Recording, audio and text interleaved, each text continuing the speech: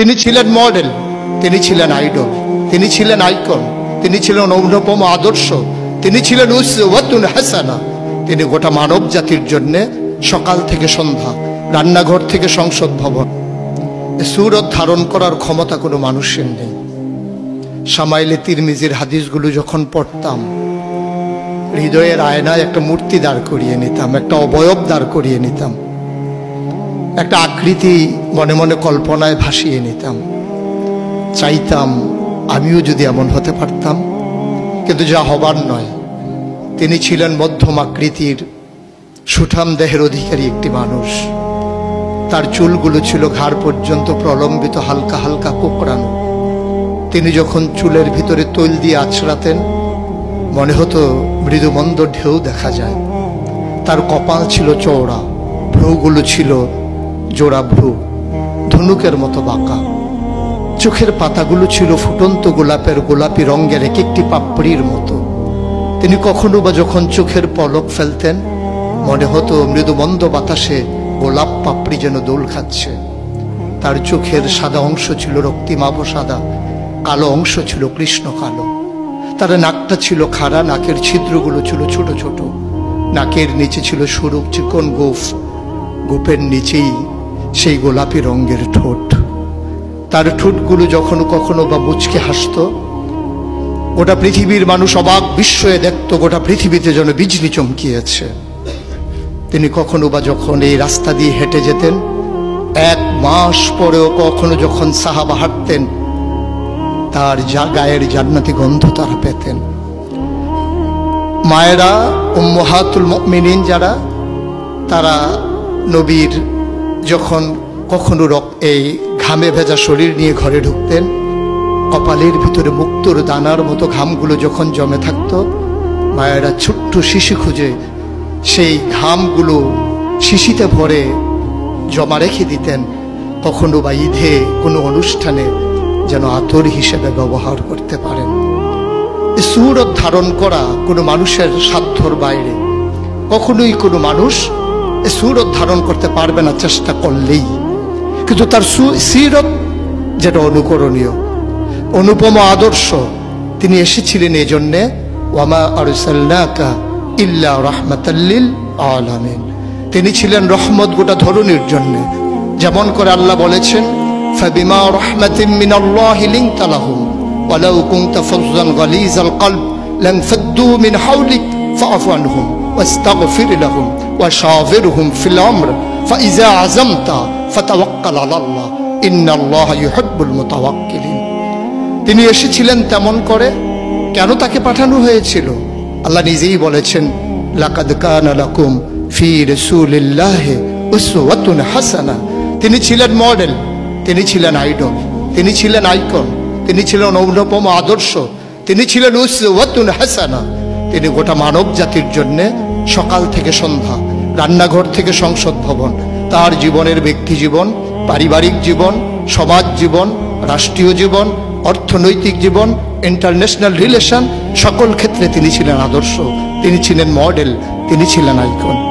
একবিংশ শতাব্দীর সূচনা লগ্নে দাঁড়িয়ে গোটা পৃথিবী যখন ঝঞ্ঝা বিক্ষুব্ধ, গোটা পৃথিবীর মানবতা যখন আজকে ভুলণ্ঠিত, আজকে শুধু মুসলিম নয়, গোটা মানুষ যখন আজকে অপর মানুষের ভোটের নিচে পৃষ্ঠ হচ্ছে তার জীবন, মানুষগুলো যখন আজকে রক্তে রঞ্জিত হচ্ছে তার গোটা দেহ, সেই ফিলিস্তিনের দুধু মরুভূমি আজকে যখন আমার কিশোর ভাইয়ের রক্তে রঞ্জিত, সেই ঝিলাম নদীর পানি আজকে যখন স্বচ্ছ স্ফটিকের মতো আর নেই, কাশ্মীরের ভাইয়ের রক্তে যখন রঞ্জিত, পার্শ্ববর্তী আরাকানের মুসলমানেরা আজকে উখিয়ার সেই টেকনাফের তাঁবুর নিচে তারা যখন মানবেতর জীবন যাপন করছে, আজকে বারবার মনে পড়ে সেই নবীজির কথা।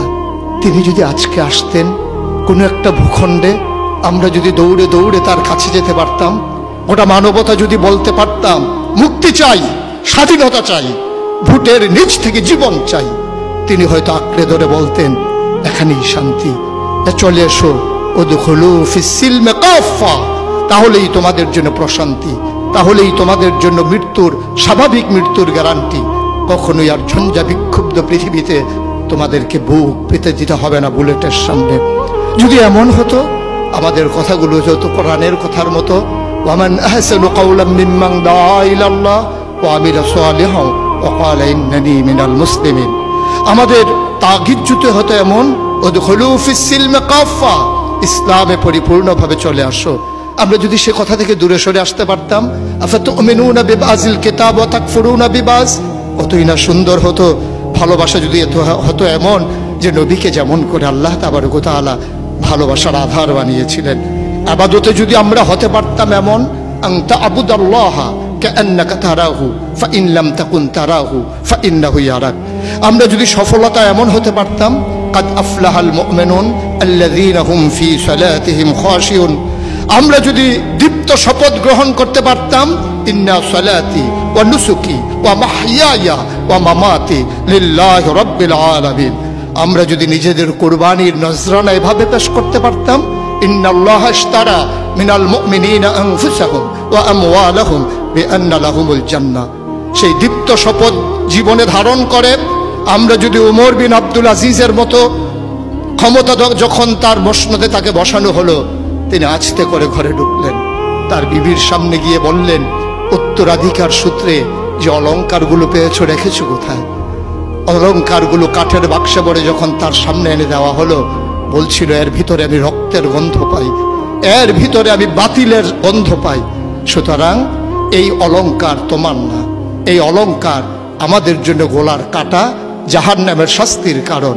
তিনি সবগুলো অলংকার রাষ্ট্রীয় কোষাগারে জমা দিয়ে চোখের পানি ফেলে দিয়ে বলেছিলেন, পূর্বপুরুষের দায় পরিশোধ করলাম, পূর্বপুরুষের দায় পরিশোধ করলাম। তিনি সেদিন বলেছিলেন, সবার ঘরে যেমন রান্না হবে আমার ঘরেও তেমন রান্না হবে। প্রিয় দ্বীনি ভাইয়েরা, প্রিয় আলেম ভাইয়েরা, আমি যদি এভাবে বলি, আজকে ১৫০০ বছর পরে আজকে আমাদেরকে স্বীকৃতি দিতে হবে কবি ফররুখের মতো। তিনি বলেছিলেন, কোরআনের নূর বুকে পুড়ে নিয়ে দাঁড়ালে যখন মরুর পথে, মহাবেদনায় দেখলে মানুষ ভাসছে পাপের কলস স্রোতে, সে কি অনাচার, সে কি বেবিচার, বেভৎস ক্রূর আখি বিলীন, ভয়াল ঘৃণায় নাক্কার শতাব্দী পথে রাত্রি দিন। আসুন সবাই মিলে এক ঝঞ্ঝা বিক্ষুব্ধ পৃথিবীকে একটু ফুলময় করে দেই, একটু আনন্দ ঘন পরিবেশ করে দেই। ভবিষ্যৎ প্রজন্মের জন্য আমরা একটা সুন্দর পৃথিবী বিনির্মাণ করি। আর এই সুন্দর পৃথিবী বিনির্মাণে ওলামায়ে কেরামের নেতৃত্বে যে সংগঠন আপনাদেরকে সামনে টানছে, হেরার দিকে নিয়ে যাচ্ছে, যে হেরার রশ্মির আলোতে আপনার জীবন, পরিবার, রাষ্ট্র, গোটা বিশ্ব, মনে রাখবেন আপনি কখনোই বাংলাদেশের সন্তান নন, আপনি বাঙালি নন, আপনি বাংলাদেশি নন, আপনার আসল পরিচয় ইন্নানী মিনাল মুসলিমিন, আমরা মুসলমান। ভূখণ্ডগতভাবে আমরা বাংলাদেশি, ভাষাগতভাবে আমরা বাঙালি, আর আমার আসল পরিচয় আমি যেখানেই থাকি আমার আল্লাহ এক, আমার কোরআন এক, আমার কেবলা এক, আমার কাবা এক, আমার নবী মুহাম্মদুর রাসূলুল্লাহ সাল্লাল্লাহু আলাইহি ওয়াসাল্লাম তার নেতৃত্বে যেমন করে ১৫০০ বছর আগে মানুষগুলো একই পতাকায় ঐক্যবদ্ধ হয়েছিল, আজও তার রেখে যাওয়া আদর্শের ভিত্তিতে আসুন সকল ভেদাভেদ ভুলে সবাই এক হয়ে যায়। কওমি, সুন্নি, আলিয়া, নানান দলে বিভক্ত না থেকে আমরা সবাই মিলে বলি আমরা একই মায়ের সন্তান। সেই মা যদি হয় হাওয়া, সেই মা যদি হয় ইব্রাহিমের স্ত্রী, আমাদের জন্য যারা মা, তাহলেই আমরা মনে করি আমরা একীভূত হওয়া সম্ভব। আসুন ভাগাভাগি নেই, আমি চৌধুরী, আমি সরকার, আমি পেশকার, কোনো পরিচয় আমার আসল পরিচয় নয়, আমার আসল পরিচয় আমি মুসলিম। এটাই হোক মূল মন্ত্র, এটাই হোক সামনের পথ চলার পাথেও। তাহলেই মজলিস সার্থক হবে, তাহলে এই পথ চলা সুন্দর হবে, তাহলেই সময় দেওয়া কাজে লাগবে। আশা করি সে অনুভূতি নিয়ে আমরা এগিয়ে আসছি। আমরা নিজেদেরকে বিলিয়ে দিতে চাই জাতির বিনির্মাণে, আমরা নিজেদেরকে উৎসর্গ করতে চাই সুন্দর পৃথিবী নির্মাণে। তাহলেই সার্থকতা, তাহলেই সুন্দর। আমরা তো নিকৃষ্ট কোনো জীব নই, আমরা আশরাফুল মাখলুকাত, মানুষ। মানুষ হিসেবে বেঁচে থাকতে চাই শির উঁচু করে, কখনোই অবদমিত হয়ে নয়, বাতিলের কাছে মাথা নত করে বাঁচার চাইতে যেমন করে বলেছিলেন, শিয়ালের মতো 500 বছর বাঁচার চাইতে সিংহের মতো এক মুহূর্ত বেঁচে থাকাই, এটাই হচ্ছে পুরুষত্ব, এটাই হচ্ছে বীর মুজাহিদের পরিচয়। আসুন আমরা বীর মুজাহিদ হয়ে দুনিয়া থেকে বিদায় নিয়ে নিই। আল্লাহ তাবারক ওয়া তাআলা সবাইকে কবুল করুন।